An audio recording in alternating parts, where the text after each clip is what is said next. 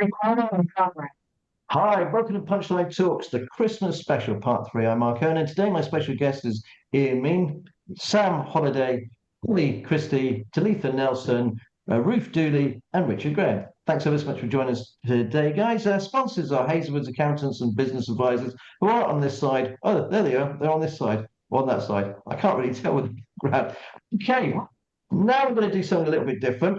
What are going to be the big issues facing businesses in 2025? Let's be honest, there are so many coming down the tracks, but I thought I'd ask our panel of business experts what's really worrying them, what's inspiring them. So I'm going to actually start with two of you, Richard, actually. So what are the big issues for businesses?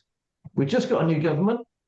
National insurance is going to go up. There's trouble in Syria. There's Israel. There's Trump.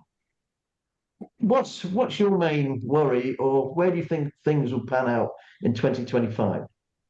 Well, on the one hand, Mark, I mean, business always says it loves certainty. And of course, wouldn't we all love certainty? But the truth is, over the last decade, we got used to the fact that we live in an increasingly uncertain world. And most businesses will be able to adjust to that.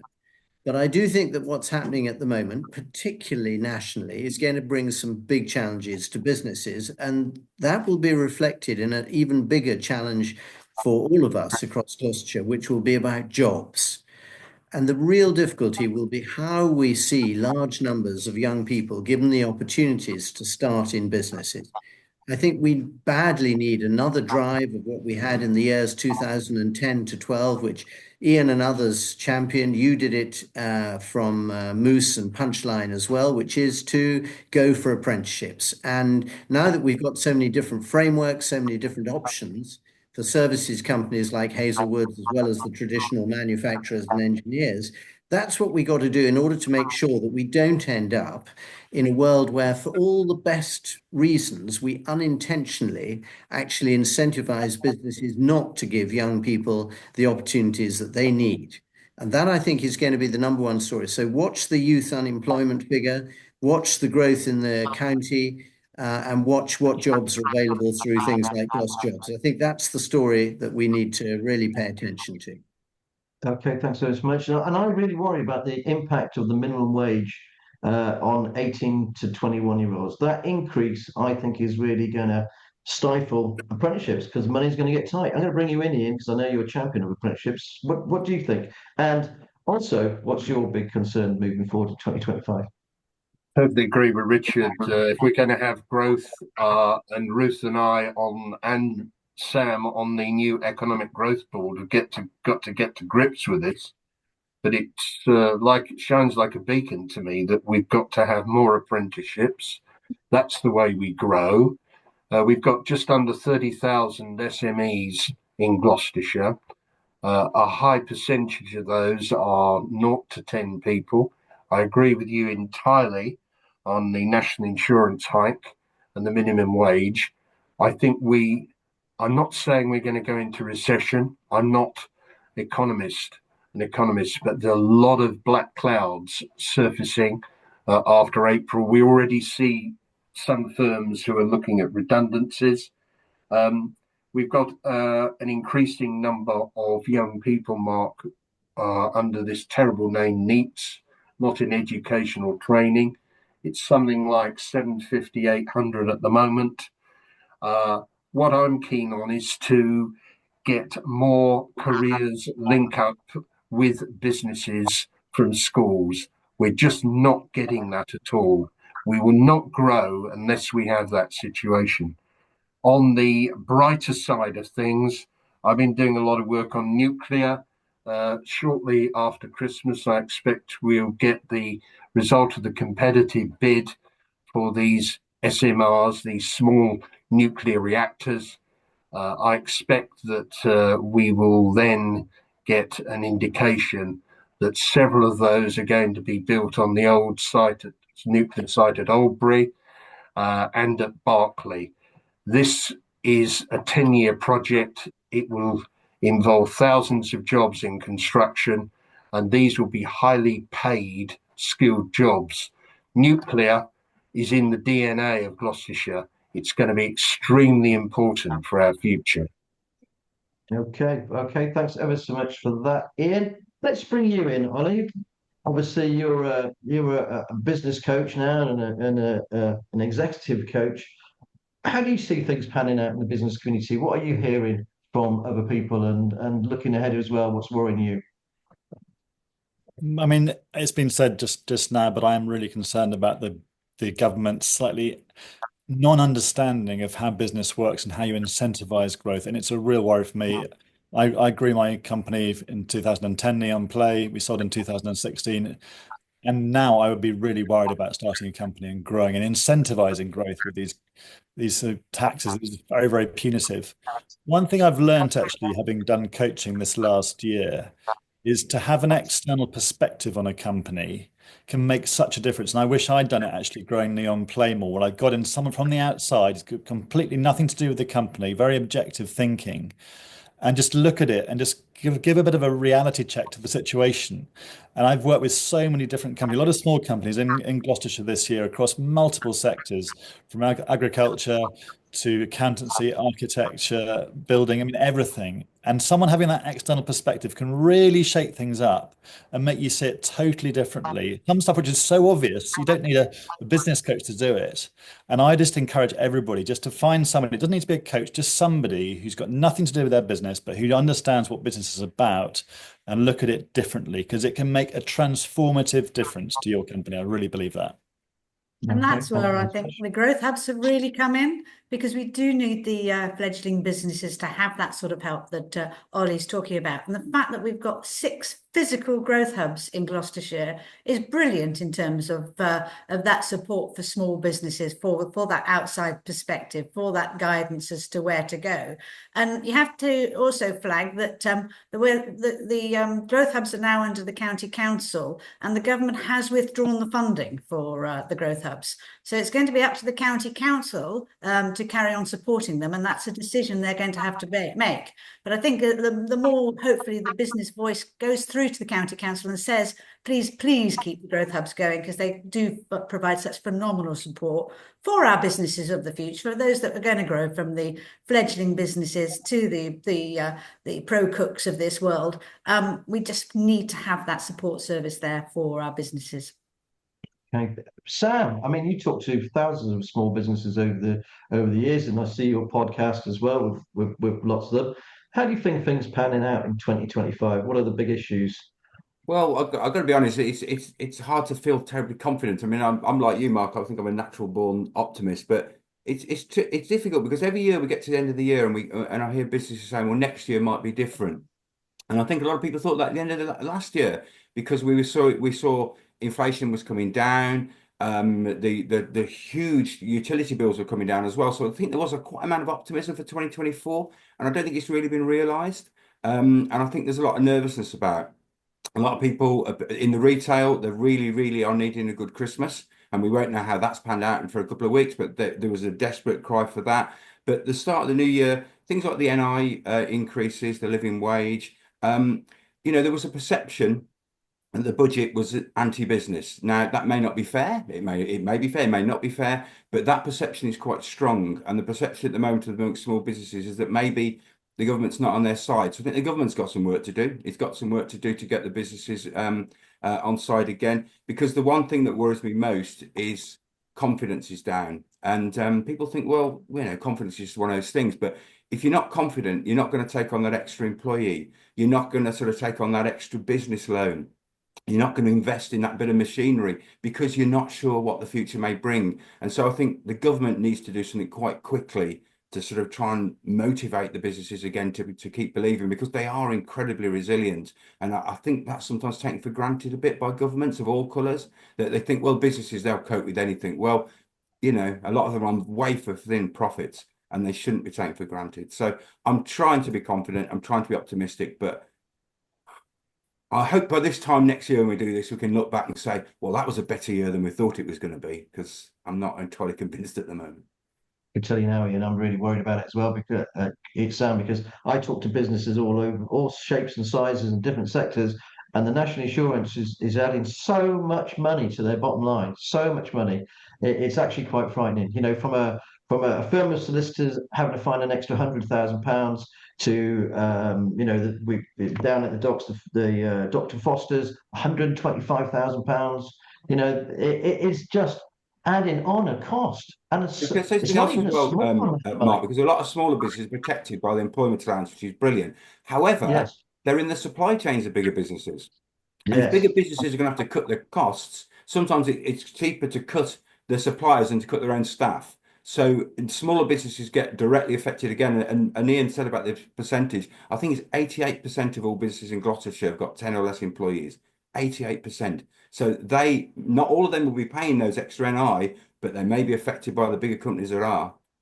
Well, they're going to squeeze the suppliers and try and get more money, or they're going to Yeah. have to put up prices. And when you put up prices, then because it has to be paid for, so that's going to increase inflation. And inflation is going to be, well, that's just the death knell for the government, really. At the end of the day, everything goes up, mortgages go up. I just really, really worry about. And then I'm going to bring in Talitha in here, because if businesses get squeezed, the third sector gets squeezed, and all the businesses that help charities suddenly can't help them, Talitha. Is that the case? Absolutely. I mean, I'm just going to go back to small business when I owned a hotel in Burford in 2006, and it was wonderful. We bought this wonderful hotel, and then a year later, the crash. And I felt so scared I was going to lose my business. The costs were high then. And the government, we got the tax relief, was amazing. And the mortgage rate went down. We were tracking 0.25% above base rate. And with those two things, our business continued grow. And finding skilled employees and great staff was tough then. And I look at the hospitality industry now, and I just wouldn't want to be in it. I think the King's Head and Cirencester has just gone into administration, and I really feel for our businesses, hospitality, we've got to get out. If we have any spare cash, we've got to keep our local pubs and businesses going. I mean, it was tough when we were trading first crash, but there were things that helped us through, and we were able to keep staying profitable. But I have to say, having been a business owner, how stressful. We were doing a week, 7 days a week to keep that business going. So we've been there in a little business. Now, yeah, absolutely. When businesses are trying to pay their costs, there isn't the extra cash to support communities.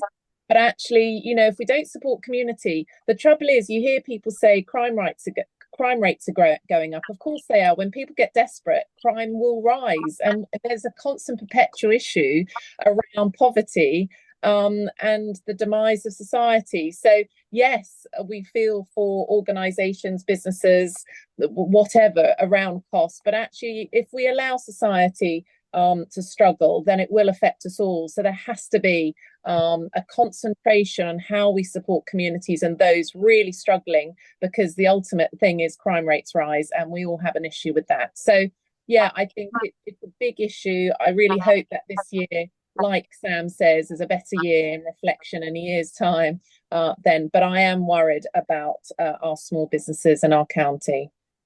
Yeah, I just want to bring it. Yeah, go on, Richard. Mark, I was just going to say, I mean, there is a danger, of course, that we all sound a bit gloomy. And I think there are two things that might help us all over the next few months. I think one is looking at something that has been looked at in the past, but you need to keep doing it from time to time, which is about local supply chains. And this new economic body at the county council, I think, could certainly spend time on that. The second one, of course, is all about technology and how we can use a whole series of things from AI onwards to try and improve productivity without necessarily taking on huge extra costs. And I think if we can harness technology effectively and increase local supply chains, which will help everyone with their green targets for 2030 and 2035, then we may be able to help find some innovative ways through the storms that we can all see hitting us at the moment. And just on technology, to finish on a light note, the other day I was being asked by my two sons how my progress on writing up a decent CV was going. And I said I didn't really find it a very interesting task, but it was one I'd have to get round to. And one of them said, well, I've just asked ChatGPT, and it seems to me to have done quite a good job. And it was about 70% there. So there we are. We can all save ourselves perhaps a lot of time using AI. And Well, that shows Mark, that. I actually, Sorry, I was going to bring in Trump actually before we all go. I want to have a quick chat with you all about Donald Trump because, sorry, Ollie, let's, if you've all got 5 minutes, I just want to talk about Trump. Ollie, what were you going to say, sorry? No, I just to back up what Richard's saying. If any business is not using AI or just experimenting to see how it can help their business and streamline things, save time, they're foolish because it's going to transform the world. Would we go to a library now? We would no, we would go to Google, and it's going to be the same with AI. So we've got to embrace AI. It's scary, but we cannot fight the tide. So just make the most of it. I But would also like to back sorry, up but Richard and please, just please, please, sorry, I just want to say, please, please don't get your AI to write your press releases because they're bloody rubbish. I just want to say that because I Yeah, I've get seen that. millions of them, and Yeah. I can tell you now, I can spot them a mile away. Can I just bring in? I want to bring in Trump because Trump is a big thing coming down the tracks. It's a little bit political, but I want to know the panel's opinion of Donald Trump and how it's going to affect us. Just a couple of minutes each. Go on in. I'm going to bring you back in. Trumpety Trump, he's coming down the road. What do you reckon is going to happen? What I think he's going to make a huge difference in the world in terms of geopolitics, particularly in the Middle East. Uh, I worry about his idea of through Musk uh, giving money to political parties. But I say this to you, Mark, there are enormous amounts of people in this country who now support Farage. And it's not beyond the realms that, that could be the next prime minister. That might be frightening, but I think the facts are that the Conservative Party at the moment is in the doldrums. I can't see it getting out of them. Trump is going to be the big story this year. Okay, well, I'm gonna have to bring in Richard on that then. Richard, what's your take on Trump and Farage and Musk and everything else? So Trump came to power on the issue that has really propelled so many new governments into position, which is the simple question, do you feel better off today than you did at the last election? And the answer for too many people around the world was no. So incumbency has not proved successful. Governments all around the world have been hoofed out and new ones put in. And in a world of sort of increasing autocracy, increasing control and power by regimes which are not the sort of democratic friendly types of regimes that we were used to, it probably does need someone who's rather unusual, slightly erratic, possibly autocratic in many of his instincts, to try and speak up for the West and the good that Western democracies can do. And it's going to be a roller coaster. There'll be things that he will do that will make us all wince, and there'll be things that he'll do possibly around Ukraine, which will be of enormous help to sort of global stability. So we're going to have to see which way it goes. I think we settle back and put on our safety belts. And what about Farage? Can you see him making inroads? Well, I think that the key thing is that the Conservatives lost the last election rather than Labour winning it. The majority of people in this country don't necessarily feel, how should we say, stimulated by what's come out so far. We want every government to be a success, whatever its flavour. But if there is discontent, then it may find an unusual way of expressing itself. Okay, Sam, I'm going to bring you in now. Trump, what do you reckon? Good or I've gone bad through or I've gone through every crazy, gamut of crazy times? emotion. I mean, he's a misogynist, he's a bully, he's all the things we know he is, but he's America's choice. And I think we all have to accept this is the price of democracy, that it's not for us to decide how another country chooses its leaders. And I went to America 12 months before the election, and I was struck. I knew then Trump was going to win. The people I talked to, and they weren't people, dare I say, that we sometimes patronize Americans. They're just people who don't know what they're talking about. These were doctors, they were lawyers, they were successful business people. And Richard's point was spot on. They nearly all said I was better off under Trump. And then one of them said, we know he's a bit of an idiot, but he's our idiot. And I'll tell you one thing that I think was really telling, and I know Richard understands international politics better than most people. I found this fascinating. One of them said to me, we're fed up of being the world's policeman and everybody hating us for it. So now we're going to look inwards. Now that's scary from a business point of view, but can we not understand that to a certain extent? Yeah, okay. Ollie, let's bring you in. What do you reckon? Yeah, I mean, clearly he's incredibly divisive, Trump. But I think the worry is that he's going to be very much America first, and he'll be all this manufacturing is going to be brought back to the USA, good or bad. And I think this is going to affect a lot of British companies with tariffs and exports. But I think what potentially might happen going forward is more and more countries will start to have to rely on their own manufacturing, which might not be a bad thing anyway. And that's going to have quite a big global shift in how the whole business ecosystem works. So that's what I think might happen. Yeah, it might be time that we move all our stuff back from China. Talifa, what do you reckon? It was interesting. I was at a finance and investment conference with all the big houses in London, and it was absolutely fascinating hearing globally what their thoughts were on Trump. We had a big presentation. I felt a bit hopeful actually afterwards. It wasn't the doom and gloom I expected. I think for the UK, I felt fairly safe. I think they talked about the existential crisis of Europe, and that was quite frightening. I think Tariff Man, as he's called, I think with Europe relying on exports, it's going to hugely affect Europe. But actually, when it came to the UK, they felt a bit more hopeful because we don't rely necessarily on exports. And I think the US market is going to continue to grow and be stable. They saw Trump stabilizing. Obviously, interest values went up with him coming in. They have a very safe market, but they didn't feel the UK was going to be affected as Europe is or would be. But the existential crisis was mentioned a number of times, and that is going to hit Europe. So that's worrying. I think he's got it in for China. I think if he stops trading with China or tariffs go hugely up in China, they're talking about China dumping cheap product on the market. So I think the China-US thing's going to be the one to watch and how that affects everybody globally. But I felt living in the UK, I was a bit more hopeful. And yeah, so that it was a very interesting conference, I have to say.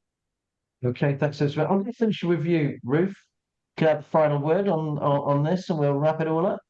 Well, I think What's your thoughts? the reassuring thing is that business as usual is what most people who are operating businesses and running them in Gloucestershire and across the country and across the world, they really don't want the politics to get in the way of what they're doing. They want to carry on with it. And I've seen that over the 30 years that I've been looking at Gloucestershire businesses. It doesn't, the political level is going on in one way, and it may have an impact in terms of, and it will have an impact in terms of interest rates and inflation. But the key thing is our guys are entrepreneurial. They just get on with it. And when I think about all the projects that are coming to the fore in Gloucestershire and what we've got to look forward to in 2025, I don't think Trump's going to have any effect on those. Things like, Deep in the Forest and the Forum and the city campus in Gloucester, the new designer outlet in Tewkesbury, and the Golden Valley project. That's a £1 billion project. Do I think Trump's going to have any effect on that? No, I don't. I think Gloucestershire carries on onwards and upwards.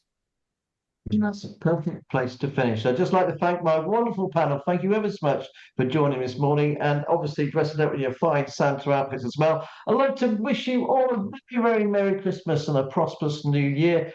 And hopefully we'll be back on the 6th of January. That's when we're back. We'll be back on the 6th of January. But in the meantime, I hope you like, share, and subscribe to the show. And remember, it's all in the punchline. Merry Christmas! Ho, ho, Happy ho, Christmas! ho, ho! Bye.